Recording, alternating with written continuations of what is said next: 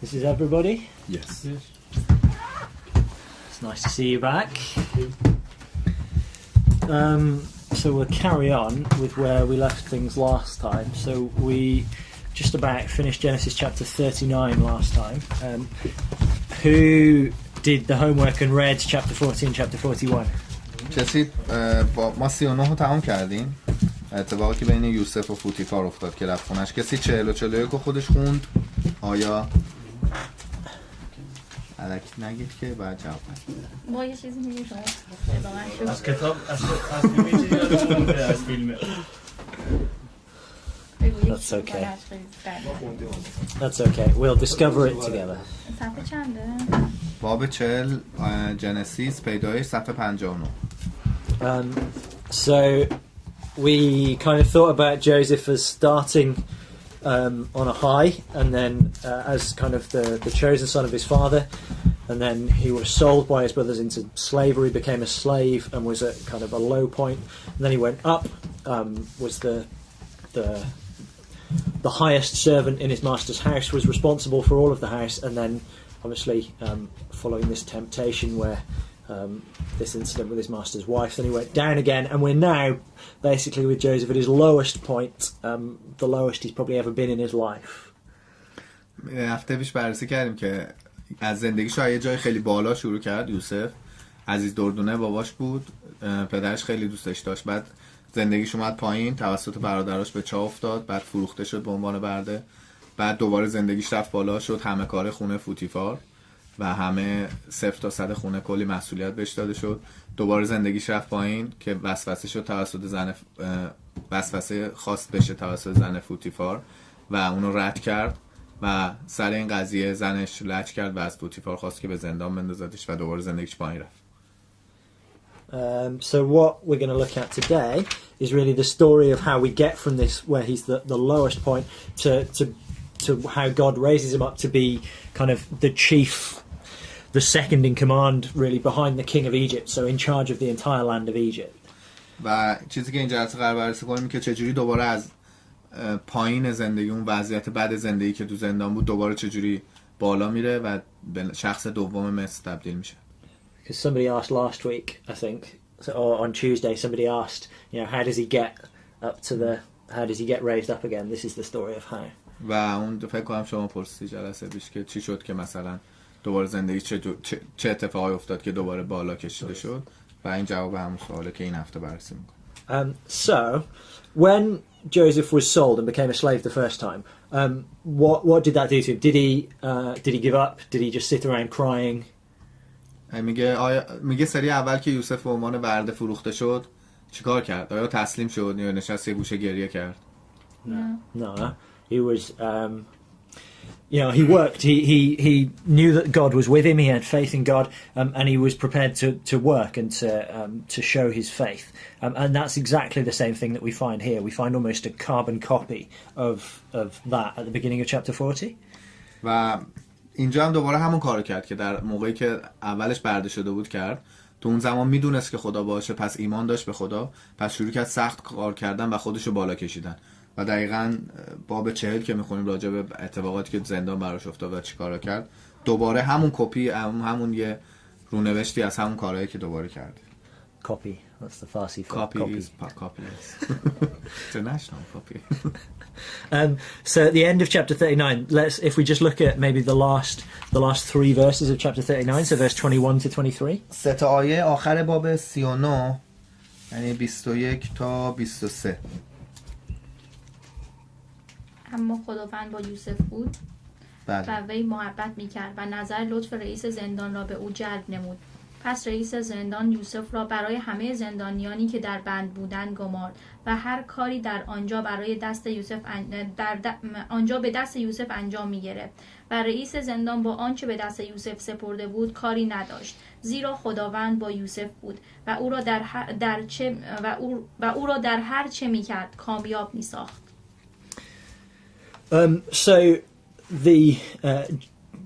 God is with Joseph again. Everything that he does works out well. Everything prospers.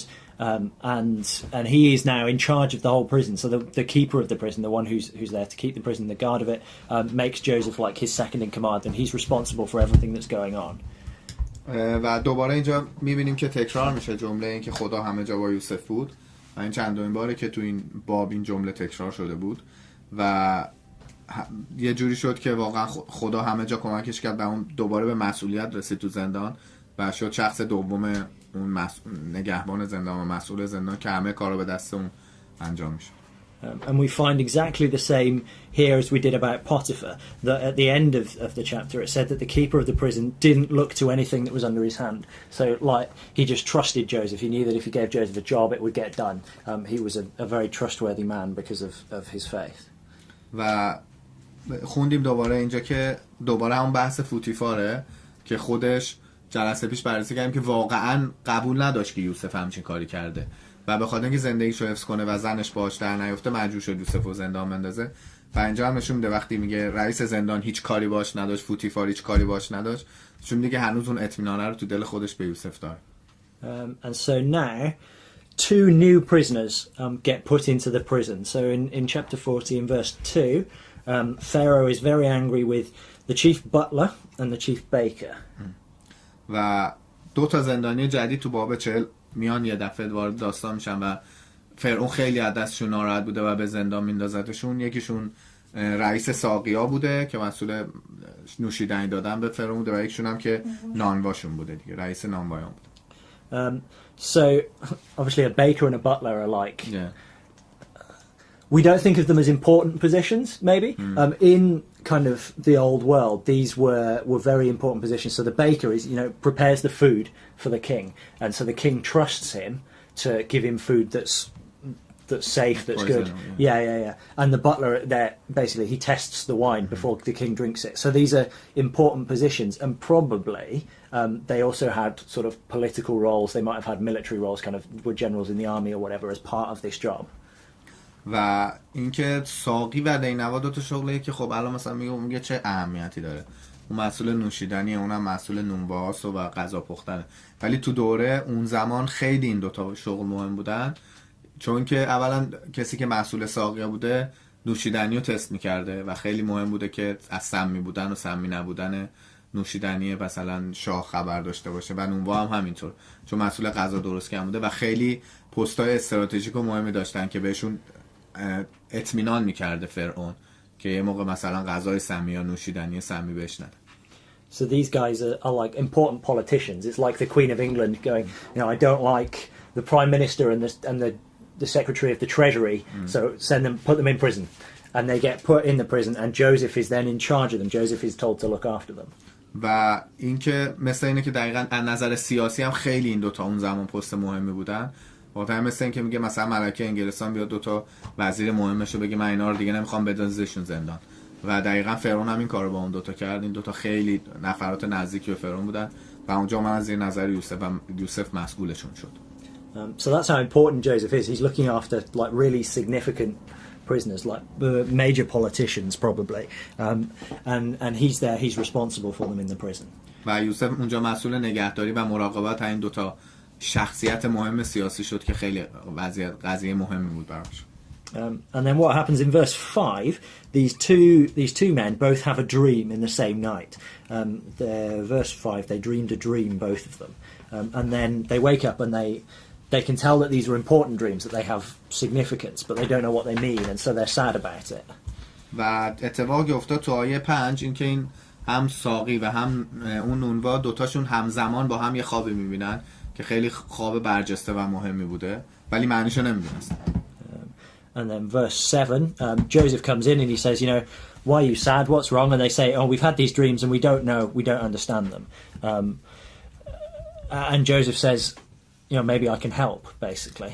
و تو آیه 7 یوسف وقتی سمتشو میاد میبینه این 2 ناراحتن و میگه چه اتفاقی افتاده. میگه که ما یه خواب خیلی مهمی دیدیم و ذهنمون درگیره، نمیدونیم چون معنیش چی میشه. و یوسف میگه که من شاید بتونم کمکتون کنم. And he doesn't say, you know, I'm special, I can help you, I can do it. If you look at what he says in verse 8, Joseph says to them, do not interpretations belong to God? So tell me And he says, it's not me that's going to do it. God might be able to interpret them for you.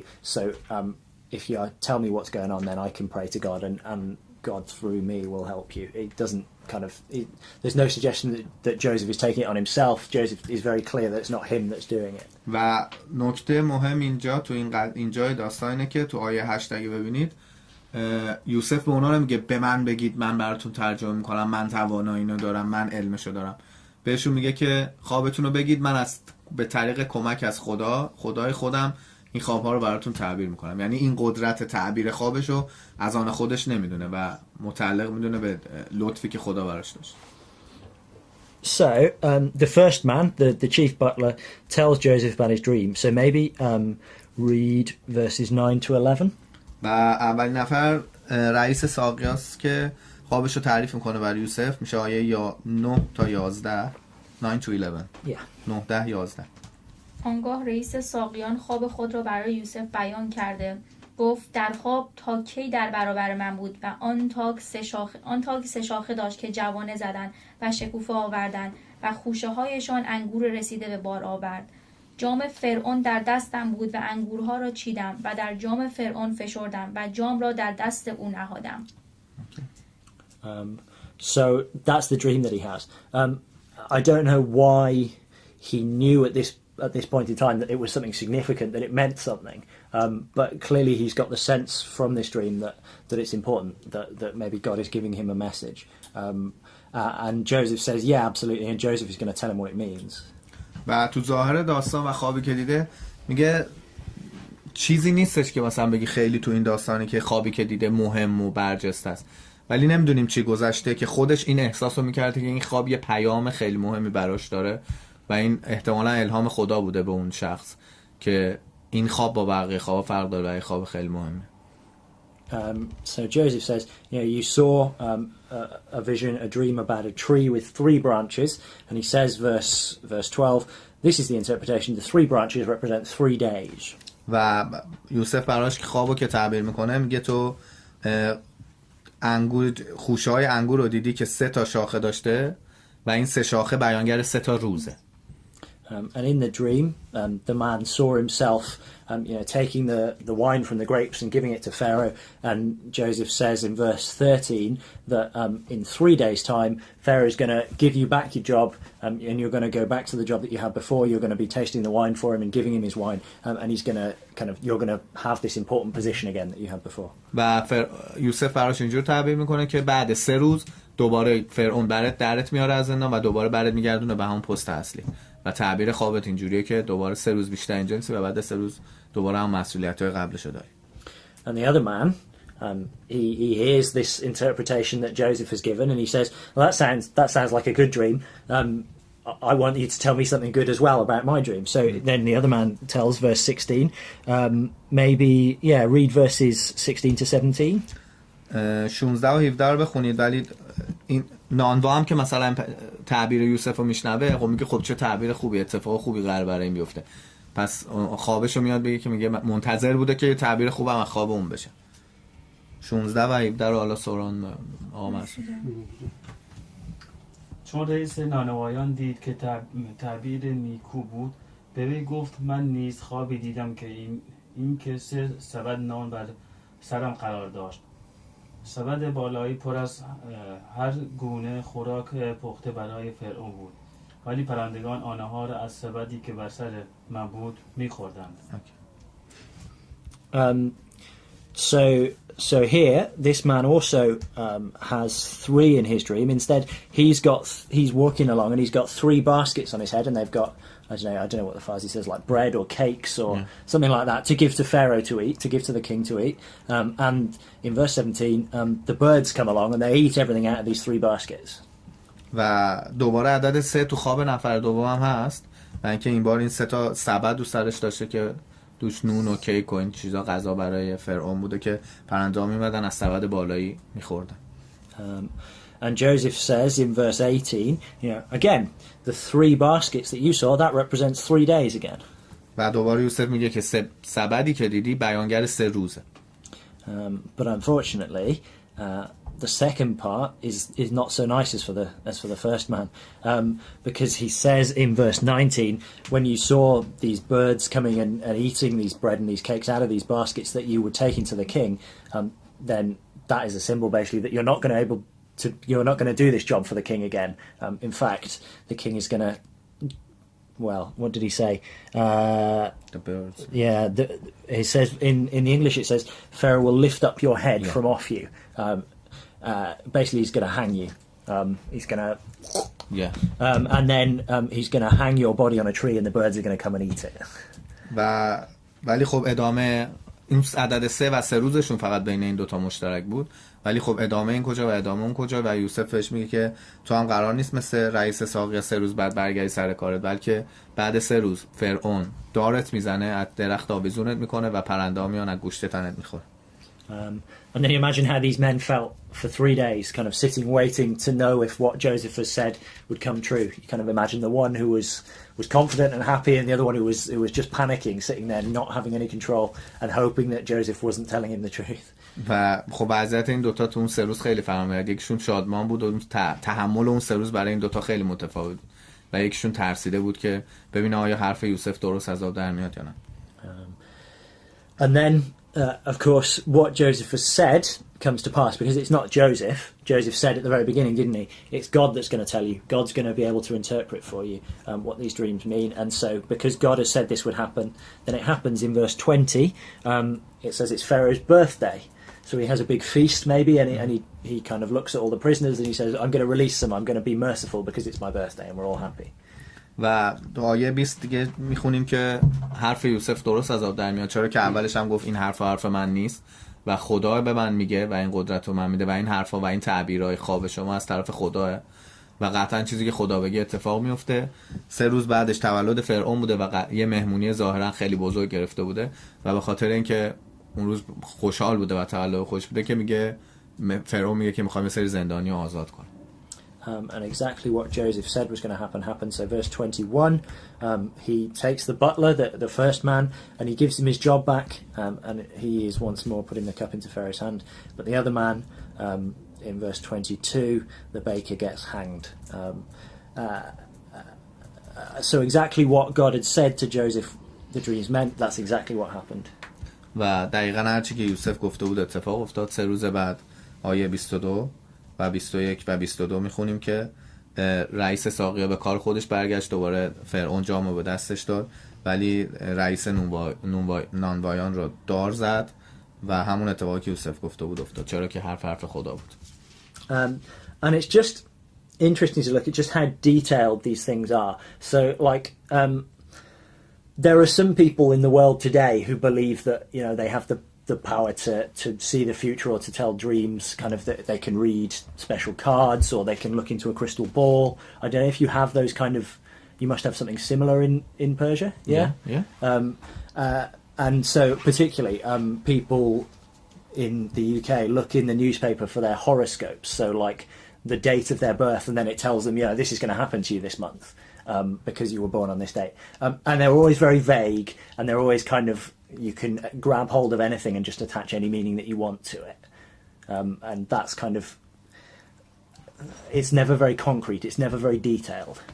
و یه مشابه همچین چیزی که اصلا قابل مقایسه نیست، ولی این روزا داریم میبینیم که از حالا پرسید ببینیم مثلا تو کشور ما هم هست یا نه، که گفتم آره، بحث طالبینی ها رو داره میگه، کسایی که ادعا میکنن یه قدرتی دارن که میتونن رو کارت یا مثلا از روی این گویای کریستالی مثلا ببینن آینده رو و بتونن پیش بینی کنن. و اینجا خیلی مرسومه، میگه که از تو صفحه های روزنامه قسمت های طالبینی رو میبینن، متولدین فروردین تا اسفند چه اتفاق قرار براشون بیفته و منتظرن که مثلا بشینن که این اتفاق مثلا تو این ماه به خاطر اینکه متولد این ماه هم بیفته.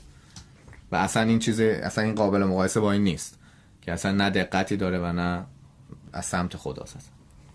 So those kind of things are always done by humans who don't actually have any real power. Maybe they deceive themselves, but certainly they're deceiving other people. They don't actually have any power to do it. But when and that's why they have to be really vague, and they say things in clever ways. But when we come and look at the things that God says, God is exact and he's detailed. He says, right, it's going to be 3 days, no more, no less, and exactly the way that God says it's going to happen, that's how it happens. و این متاسفانه همطور که گفت اصلا میگه که هیچ قدرتی نداره و شاید انسان ها خودشون اول دارن گول میزنن، کسایی که این کارا رو میکنن و مینویسن و فکر میکنن یه قدرت خیلی خاصی دارن که میتونن پیش بینی کنن آینده رو، و اینکه یه مقدار ما خودمون رو گول میزنیم. شاید باید باهوشتر باشیم و بدونیم که فقط حرف خداست که خیلی دقیقه و همونطور که تو قضیه الان داستان یوسف خوندیم خیلی دقیق و با جزئیات خدا تشریح میکنه برای یوسف که دقیقاً بعد 3 روز دقیقاً کاملا 3 روزه شد، یعنی نه زیادتر نه کمتر. فوتیفار دیگه ندیدش تو زندان؟ فوتیفار didn't see Joseph again in the Joseph in the prisons. What happened to relation? So we don't know anything more about Potiphar. When we come on a little bit into chapter 41, then and Joseph is raised up, then he's kind of over the whole kingdom, and so Potiphar must have known about him, must have known who he was. Probably they interacted, but we're not told anything about it. میگه چیز دیگه راجع به رابطه اون دوتا نوشته نشده، ولی خب چیزی که هست دیگه بعد یه مدت از زندان آزاد میشه یوسف و خیلی بالاها میره. 100% فوتیفار در ارتباط بوده باهاش، ولی خب چیزی نوشته نشده چه رابطه‌ای داشت. در مورد همسرش هم همینطور فکر کنم تو فیلم داشت، یعنی بوده که رفته پیش یوسف. کی رفته؟ همسر Potiphar's wife. Did she meet Joseph in prison or not? Any record about that? There's nothing more چیزی about نوشته her نشده. میگم فیلم یه ذره شاخه میدن به فیلم که گسترش پیدا کنه دیگه، ولی چیزی که ثبت شده تو تاریخ و اینا همین چیزاست. I think probably she was done with him. She said, right, I've done what I've done. He's gone to prison. I'm never going to see him again. And she washed her hands of him. و احتمالاً میگه که ما فکرمونه که دیگه دست شسته ازش و اینکه دیگه نرفته سراغش، چون میگه چیزی کاری که کردم دیگه کردم و دیگه وقتی نمیتونم بهش برسم دیگه ادامه نداره. میگن کور شده آخرش. اصلا این چیزا نبوده. من قبلا راجع به این باهاشون صحبت کردم. اولا اسمی از زلیخا اصلا آورده نشده تو این کتاب و اینکه روسری میندازه روش، پیریشو برمیگردونه، جوونش میکنه، اصلا اینو نمیدونم. اینم نبوده. Because in a TV series which made in Iran according to Quran story, so they mention the name of the Potiphar's wife, that is Zulaykha, and she gets old, and you know in the future when time passed and the Joseph did miracle for her, Okay. and make her young again. Okay. She was blind and So there's nothing after what we've read. So after chapter 39, there's no more reference to Potiphar or to Potiphar's wife ever again. از باب 39 به بعد دیگه هیچ چیزی دیگه راجع به فوتیفار و همسرش نوشته نشد. They're gone from the record. It's like the Genesis record kind of almost says they're not important. They've gone.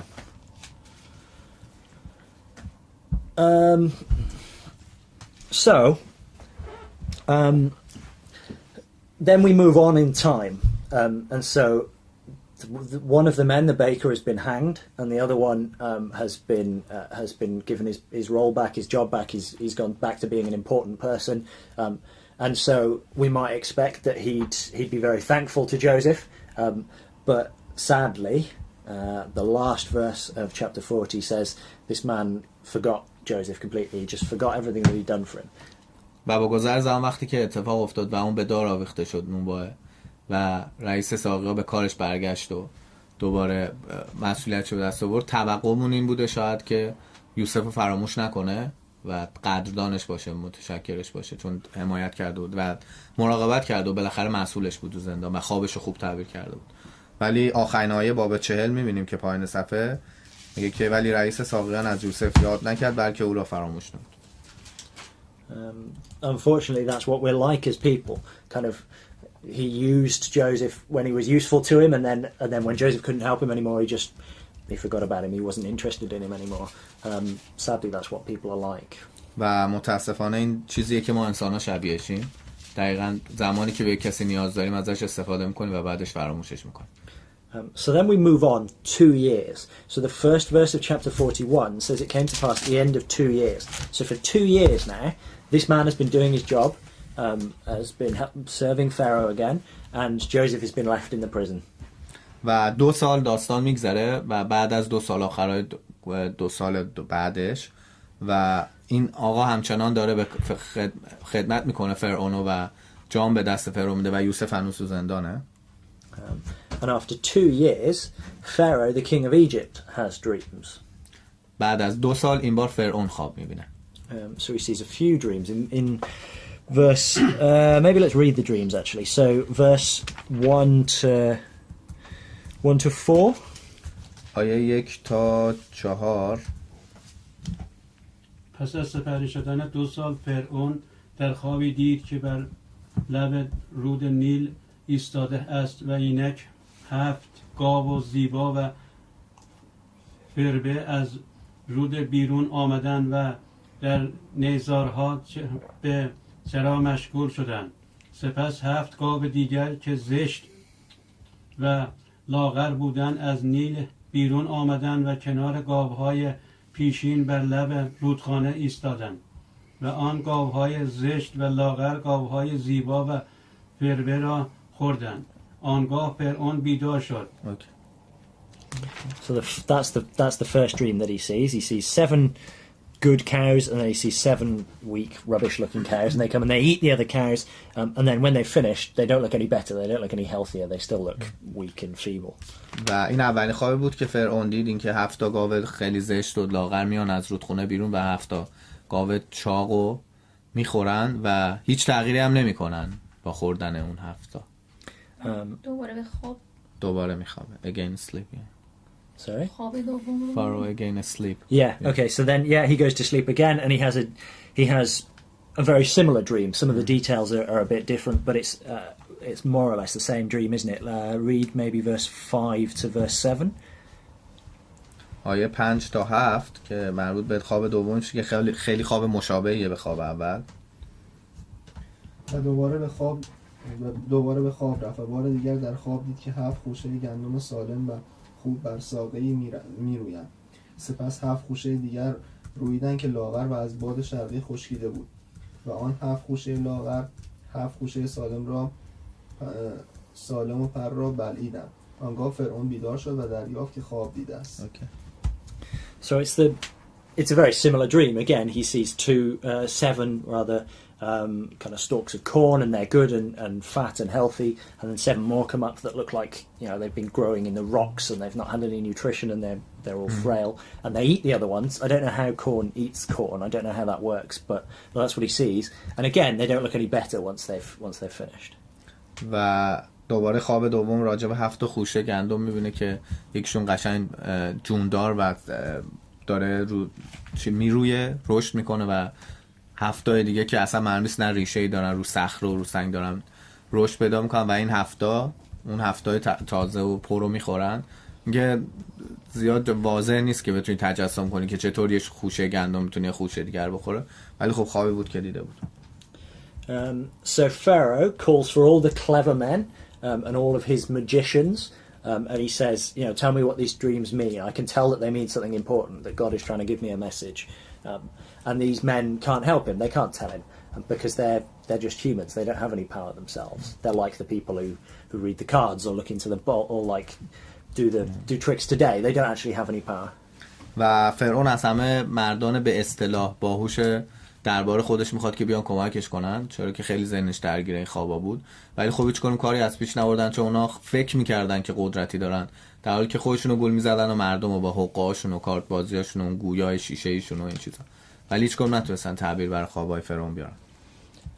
So we have this situation where Pharaoh the king of Egypt has had these dreams, and he's worried about them, and now he's angry because nobody can help him, nobody can tell him what they mean. And then the man that Joseph helped, the chief butler, steps up and he says, I'm a terrible person. I've forgotten about this man who helped me.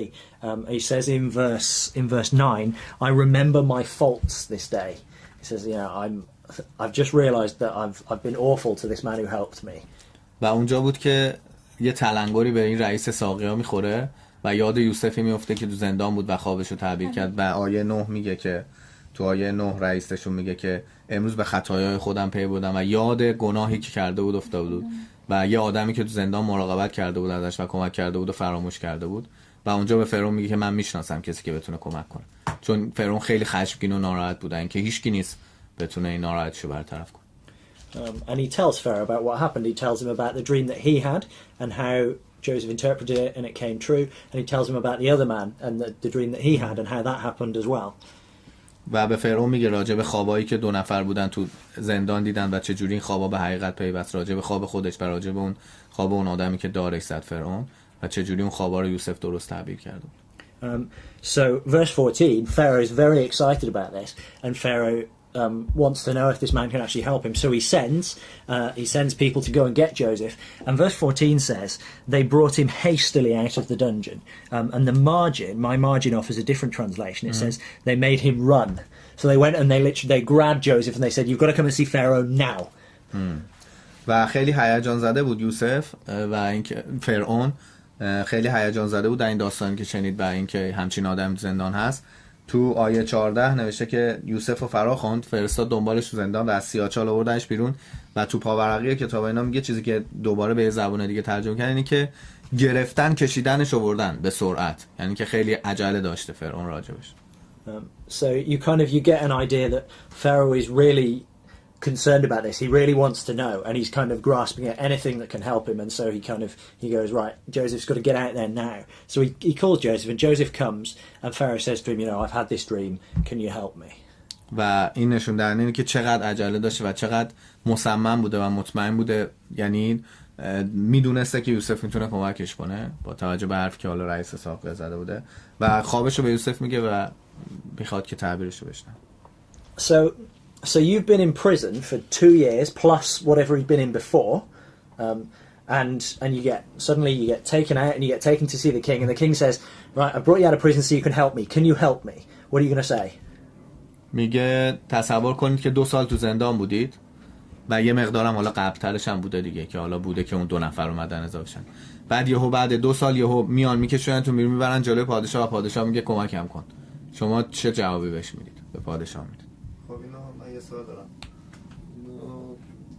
خب یوسف یه درجه بالایی داشت تو خانواده خودش، یعقوب و پسر بود. بعد افتاد یه مقام پایین‌تر پیدا کرد و بعدش فروختنش. آیا این برنامه نبود که یوسف بیاد تو دربار فرعون که وقتی که اون ساقی و خوابش رو تعبیر کرد و اون ساقی یادش رفت که حالا منظور در برنامه یعنی نقشه خدا بود. نقشه خدا واسه می‌خوام اون نقشه خدا بود که خب با این شخصی تو زندان اون ساقی که نرفت پیش فرعون بگه که چنین شخصی هست تو میتونه تعبیر کنه و این یادش رفت. میتونیم بگیم این تعبیر این خواست خدا بود که مثلا برنامه خداوندی بود که بعد 2 سال فرعون خوابو ببینه که یوسف از زندان بیاد بیرون. And after a lot of up and down in Joseph's lives, it's obviously it would be God's plan. We can clearly see the God's plan. After 2 years, Pharaoh has a dreams that which needs Joseph as an interpreter.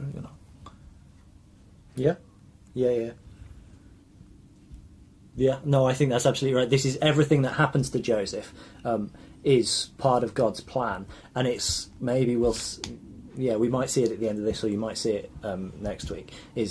There is a reason that all of this happens, and we'll get to it. Well, maybe we'll try and cover it. دقیقاً موافقه با میگه تمام جزئیات زندگی یوسف اتفاقاتی که افتاده همش پشتش یه دلیلی بوده که جلوتر که داستان میره میفهمیم که هر اتفاقی افتاده خدا یه دلیلی داشته برامون که این اتفاقا رو براش رقم زد که اون خوابه باعث شد که یوسف راه پیدا کنه. دقیقاً. But so, like, if we put ourselves in Joseph's shoes, right, and you've just been pulled out of the prison after over 2 years, and Pharaoh says, right, I brought you here to help me, can you help me? What are you going to say? و میگه میخوام اینو جواب بدید که خودتون رو بذارید جای یوسف یا هر چیزی. 2 سال تو زندان بودید، 2 سال و اندی تو زندان بودید و یهو پادشاه میارتون دربار خودش و میگه میخوام کمکم کنی، میتونی یا نه؟ من اگه بودم سریعا میگفتم آره همه چیز رو تعبیر میکردم برای پادشاه چون میخواستم نجات پیدا کنم، ولی یوسف این کار رو She immediately would say yes because she's looking for rescue. چون من این رو میدونم که یوسف جوابش این نبوده و باز هم اونجا بوده که خودش رو کشیده و گفته خدا حتما یک جوابی رو بهت میده. من هیچ کارم، یعنی به من فقط انتقال میدم جواب خدا رو بده، ولی من اگه جای یوسف بودم سریعا چون جواب رو میدونستم انتقال میدادم به پادشاه چون نجات بده کنم. As we or her know about the story that Joseph related his knowledge to God and says God, but she said, you know, I said that, you know, I clarified that this is my knowledge because I wanted to, you know, rescue myself. Yeah. It's natural for any of us. If Pharaoh says, "Can you help?" You're going to say, "Yes, I'll do anything you want. I can help. Don't put me back in prison." Yeah, that's natural. But Joseph doesn't say that. و طبیعیه که اگه تو همچین وضعیتی پادشاه بهتون میگه آیا میتونی کمکم کنی، قطعا ماها برمیگشتیم یا هر کسی دیگه برمیگشت گفتی که آره میتونم کمکت کنم، اگه نتونستم برم گردون زندان. Verse 16, right? Joseph answered Pharaoh saying, "It's not in me." So basically he says, "No, I can't help." And then he says, "God will give Pharaoh an answer of peace." So he goes on and says, yes, God will help you, but the first thing he says is no, it's not me, and he makes it very, very clear to Pharaoh.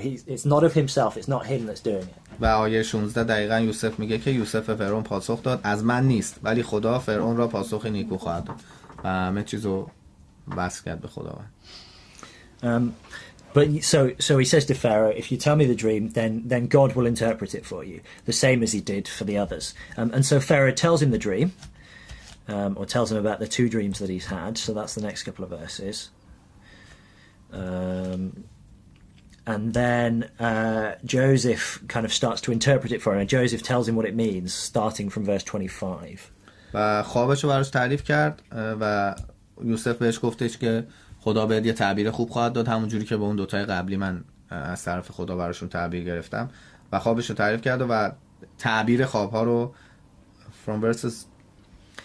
Yeah, so verse if we go down to verse 25, right? Joseph says to Pharaoh, the dream of Pharaoh is one. So he says, you've seen two dreams which are very, very similar. The detail is a little bit different. He says, basically, it's one dream. I don't know why he has it twice. I don't have an answer to that. But maybe to reinforce, to emphasize it, to reinforce the idea. But what he says at the end of verse 25 is God has showed Pharaoh what he's about to do. و آیه 25 یوسف تعبیر میکنه براش و فرعون میگه که هر دوتا خوابت معنیش یکیه، فقط یه ذره جزئیاتش فرق داره. و اینکه میگه شخصا نمیدونم چرا دو بار یه خواب یکسانو دیده، شاید برای تأکید و درستی خواب بوده و خدا میخواسته تأکید کنه بر فرعون که حتما این اتفاق میفته. و تعبیرش از سمت خدا فرعون به یوسف و فرعون میگه و راهکارش هم بهش میگه. آدم خوبی بود فرعون کلا؟ Pharaoh was a good man or not? Pharaoh. We're not told about anything particularly bad that he did, but he's a king of an empire.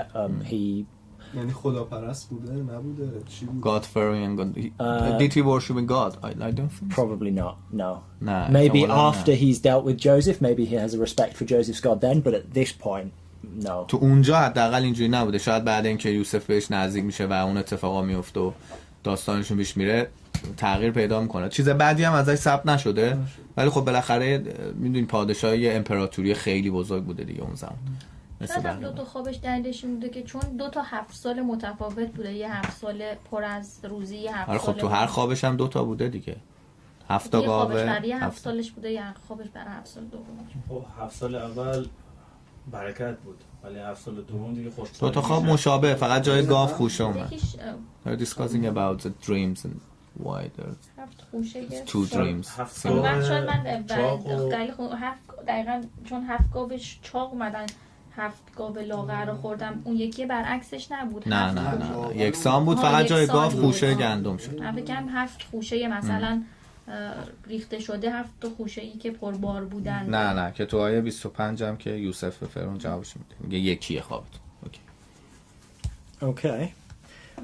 So he says again, he starts to interpret it. So he starts with the numbers. He says, verse 26, you saw 7 good cows and you saw 7 good, nice ears of corn. That represents 7 years. And they're 7 years of good harvests where there's going to be lots of food.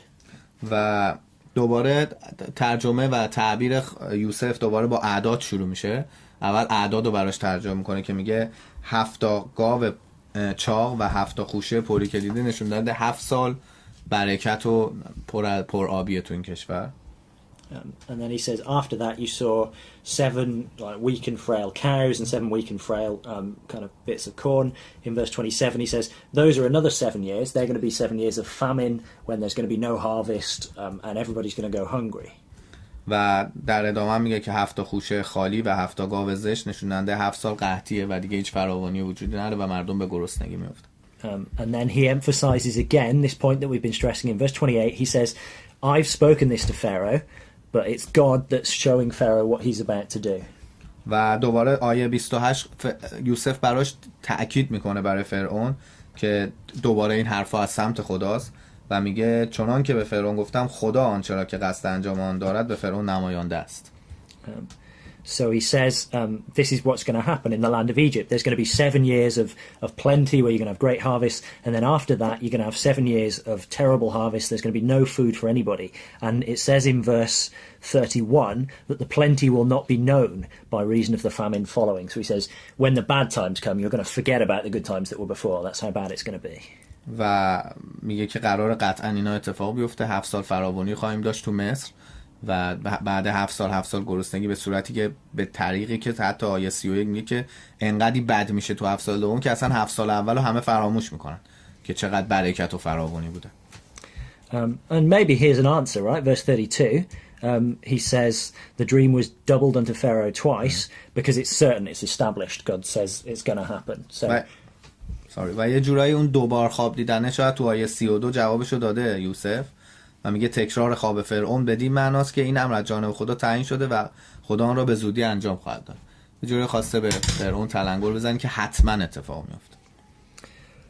So then he says, and again you have to remember that he's speaking for God. So this is God's advice to Pharaoh that he's giving through Joseph. He says in verse 33, what you want to do is set somebody in charge of the harvests, and when the good times come and there's really good harvest, don't eat it all, store some of it up, and then when the bad times come there will be food left over. That's basically what he says in verses 33 to 36. و آیه 33 تا 36 راهکار رو یوسف فرعون میگه که راهکاری که خدا برای فرعون تعیین کرده از طریق یوسف بهش رسوند که باید یه شخصی رو که به امور آگاه باشه فرعون بیاره به مسئولیت بذاره تا بتونن اون غذا رو هرچی فراوانی کنترل کنه، همه رو نخورن، بتونن ذخیره کنن که 7 سال دوم بتونن باقی موندهش استفاده کنن. Next. So everybody thinks that's a good idea, and verse 38, Pharaoh says to his servants, his politicians, the people around him, he says, is there anybody else like this man? He says, can we find such a one of this, a man in whom the Spirit of God is? So instantly he recognizes that God is with Joseph. و بلافاصله بعد این گفتگوها که بین این دو تا شکل گرفت، فرعون به این پی برد که یوسف مرد درستیه و روح خدا درونشه و تو آیه 38 به همه اطرافیانش میگه آیا کسی را مانند این مرد توانیم یافت، مردی که روح خدا در او باشد؟ خب پس فرعون اینجا به خدا رو قبول داشته دیگه. ولی خب تو پاورقی داریم یا خدایان. بعد برگردیم به اصل کلمه هیبرو because she said that it seems that Pharaoh believed God because he said that the spirit of God inside of so I don't know here whether Pharaoh now has respect for Joseph's God or whether he's just being Egyptian political. gods, Or if he's saying, this guy's clever, he seems to think that his God's with him, just in case his God is with him, let's have him on our team. Maybe he's being kind of political about it, I don't know. Maybe he believes in God. آخه نمیشه قطعا گفت معلوم نیست فرعون رو سیاست این حرفو زده که کارش را بیفته، مثلا به اطرافش گفته خب این آدم با خدایه بیاریم تو تیم خدا و مشکلمون حل شه، یا اینکه اصلا منظورش از خدای یوسف نبوده، شاید خدای خودشونو داره میگه. So that's what they do. He says, I'm going to make you the second in command. And so the rest of the chapter really is the great things they do for Joseph. So verse 39, he says to Joseph, God showed you this. There's no one as discreet and wise as you. So you're going to be you're going to be in charge of everything. And he says at the end of verse 40, only in the throne will I be greater than you. So basically he's on the same level as Pharaoh. The only difference is Pharaoh's got, the title. و فرعون تصمیم میگیره که بهش پست و مقام بده و آیه 39 و 40 فرعون به یوسف میگه که میگه چون همه اینا رو تو خدا برای تو معلوم کرده و تو از همه ماجرا خبر داری، کسی بهتر از تو نیست که امور رو به دستت بگیری و از این به بعد باید همه مردم مصر به تو احترام بذارن و گردن خم کنن و فقط روی تخت من از تو بالاترم، رو تخت پادشاهی، و تقریبا یه مقامی هم اندازه خودش بهش میده. اون عزیز مصر میشه. And then they give Joseph kind of all this honor and all these material things. So maybe read verse 41 to 44. آیه 41 تا 44 که سری وسایل و سری افتخارات به یوسف میده. پس فرعون به یوسف گفت بنگر که تو را بر تمامی سرزمین مصر گماشته‌ام. آنگاه فرعون انگشتری خیش را از دست بیرون کرد و آن را بر دست یوسف گذاشت و او را به ردای کتان فاخر آراست و توقی زرین بر گردنش نهاد و او را بر عرابه دوم خود سوار کرد و پیش رویش ندا می‌کردند زانو زنید. این گونه فرعون یوسف را بر تمامی سرزمین مصر برگماشت. 44. Yeah, that's Okay. great. So Joseph has all these great things. All of a sudden, he's in this position of power, like far higher than he's ever been before. And if you look at verse 46, he's only 30 years old when all this happens for him. و کلی پست و مقام بهش داد و بالاترین پستی که تا حالا هر کسی در اون دربار گرفته بود و یوسف تونست بگیره. و تو آیه 46 میبینی که تازه 30 سالش بود یوسف به این پست و مقام رسید. And it would be very easy for him to let all of this go to his head and for him to kind of forget about God who's helped him in the same way that the man earlier on forgot about him after he'd helped him. It would be very easy for Joseph to just kind of say, oh, you know, I've done this for myself. و خیلی راحت بود برای یوسف که اون موقع خب تو سن جوانی بود و اینا، خیلی راحت بود که براش خدا رو فراموش کنه. همونطوری که اون دوتا مرد، اون مردی که نجات پیدا کرد و زندان یوسف رو فراموش کرد، یوسف هم میتونست اینجا دیگه بگه خب من همه این کارا رو کردم و به خودش افتخار کنه. But he's not corrupted by this power and this position that he's had. He carries on through the rest of his life, serving God, and he carries on working for Pharaoh, kind of in the way that we saw he worked for Potiphar. He did everything as if he was working for God. He's always very industrious and always kind of shows his faith in everything that he does. ولی هیچ وقت یوسف آلوده این پست و مقام نشد، آلوده قدرتی که گرفته بود نشد و همینطور ادامه داد زندگیشو و تو طول زندگیش هر چقدر قدرت داشت هیچ وقت خدا رو فراموش نکرد و به بهترین نحو همه اموری که بهش سپرده شده بود، همونطوری که تو خونه فوتیفار بود و کلی مسئولیت داشت، همه رو به نحو احسن انجام میداد. And he has a wife and he has children, and now from now until the end of his life, he's always now up there on a high. He's always at the kind of got this important position, and he never has to be brought down again. و از اینجای داستان تا آخر عمرش یوسف دیگه هیچ وقت زندگیش پایین نداشت و تو اوج سپری میشد و زن گرفت، بچه دار شد و همیشه تو اوج قدرت بود و دیگه نشیبی زندگیش نداشت. So God has rewarded him for always being faithful to him and always doing what's right. And it's kind of, I guess we see there Joseph kind of being a picture of us, who we might not necessarily get blessings and be looked after in the material things of this life, but we know that if we're faithful, then in the end we'll have a place in God's kingdom, and that will be so much better. و خدا همیشه حواسش بهش بود و اینکه برکت داد یوسفو و نکتهش اینجاست که ما باید از یوسف یاد بگیریم و اینکه اگر هم ما همونطور که یوسف تو اون زندگیش حالا از طریق فرعون یه سری جوایز گرفت و اینا، در اصل خدا پاداش داد به یوسف و زندگی ما هم همینه. شاید تو این زندگی دنیوی پاداشی نگیریم به صورت فیزیکی و جسمی مثل اون چیزایی که فرعون به یوسف داد و پست و مقامی نگیریم، ولی اگه بعد بدونیم اگه رو ایمانمون استوار باشیم تو پادشاهی خدا قطعا خدا پاداش ما رو خواهد داد. So let's come down right to the end of the chapter now, to verse 56 and 57. Can we read those? به آیه 56 و 57 آخر باب 41 56 چقدر؟ و 57. پس آنگاه که قطعه همه مملکت را فرا گرفته بود، یوسف انبارها را گشوده غله را به مصریان می‌فروخت، زیرا قطعی در سرزمین مصر بسیار سخت بود. به علاوه تمامی مردمان روی زمین برای خرید غله نزد یوسف به مصر آمدند، زیرا قحطی بر تمامی زمین بسیار سخت. قحطی. So this famine. Sorry. Yeah. This famine that Joseph was told, well, that Pharaoh was told in his dream, that Joseph interpreted, this famine has come, and it's not just in the land of Egypt, it's everywhere, it's over all countries, and so people from all over the place come down to Egypt, because that's where Joseph's got the store of food. And we want to come back to this point that was made earlier on, that this is what the plan of God was, because Joseph's family, that's what we're going to read about in the next couple of chapters, is Joseph's family, who were left behind in Canaan, they're going to have to come down to Egypt in order to be saved from this famine. و اون قحطی که یوسف حرفشو زده بود و ترجمه کرده بود تو خواب فرعون به حقیقت پیوست، به طوری که نه تنها روی مصر بلکه کل کره زمین و کل اون منطقه قحطی فرا گرفته شد و فقط یوسف و مصر بودن که غذا داشتن برای فروختن و همه از همه سرزمینا می اومدن به مصر برای غذا خریدن و گندم خریدن. و شاید همون در ادامه حرف موسی جان که گفتش که این نقشه خدا بود، چون یوسف خانواده‌شو ول کرده بود و دور شده بود از خانواده‌اش، حالا دوباره یه نقشه کشیده شد و این داستان خدا ادامه پیدا کرد.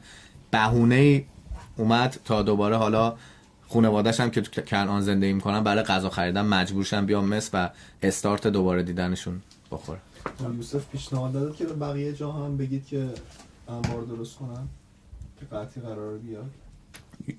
Joseph didn't suggest it to other areas and nations to make and some places to keep wheat or so Egypt was kind of an empire, was a nation. There weren't really, because of how long ago this was, there weren't really countries in the same sense.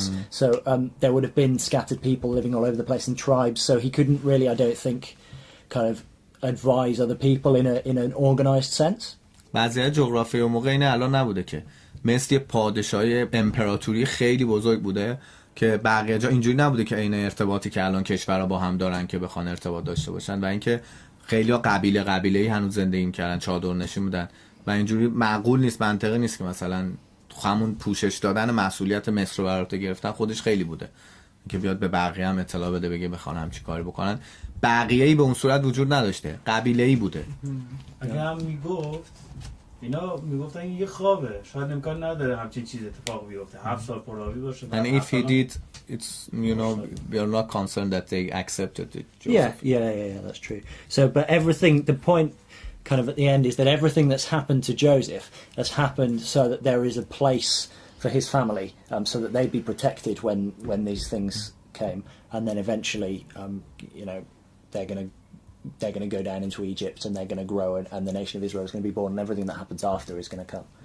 و اینکه دوباره بعد همون داستانی که موسی گفت بعد اتفاق میافتاد و این نقشه خدا بوده و نمیشد تغییر پیدا کنه، بعد یه جای اتفاق میافتاد که خانواده‌اش اونجا راهی میشدن به یه جایی که دوباره بتونن دیدار اتفاق بیفته. So I want to finish by just reading one verse from the New Testament from John chapter 14. و با یه آیه از عهد جدید تموم می‌کنیم. انجیل یوحنا باب 14. So we said everything that happened to Joseph happened. 1402. Everything that happened to Joseph happened so that there was a place for his family so that they could come and be safe. و هر چیزی که برای یوسف اتفاق افتاد در واقع یه وسیله‌ای بود برای اینکه خانواده‌اش حفظ بشن. یعنی یه جوری ربط داشت.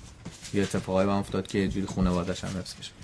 Just read John 14 verse 2. So this is Jesus talking. و اینجا عیسی مسیح صحبت میکنه، باب 14 آیه 2 صفحه 1402. در خانه پدر من منزل بسیار است، وگرنه به شما میگفتم میروم تا مکانی برای شما آماده کنم و آنگاه که رفتم. Okay, just first. Yeah, that's fine. So what happened to Joseph happened for his family. What Jesus did, what happened to him, was so that there was a place for us, so that we could go to him and be safe. و کاری که یوسف کرد برای خانواده‌اش، یه مکانی فراهم شد از طریق یوسف کل مصر که خانواده‌اش اومدن اونجا سیو شدن و اومدن اونجا نجات پیدا کردن از طریق مکانی که یوسف تو مصر فراهم کرده بود. و همین کار رو عیسی برای ما کرده، مکانی پیش خدا برای ما، همونطوری که خودش میگه در خانه پدر من جا برای همتون هست و ما از طریق این جایی که عیسی برای ما درست کرده میتونیم به امنیت برسیم و حفظ بشیم. در خانه پدری دقیقا. Okay, it sounds like they finished downstairs. اینم به نظر میاد تموم شد.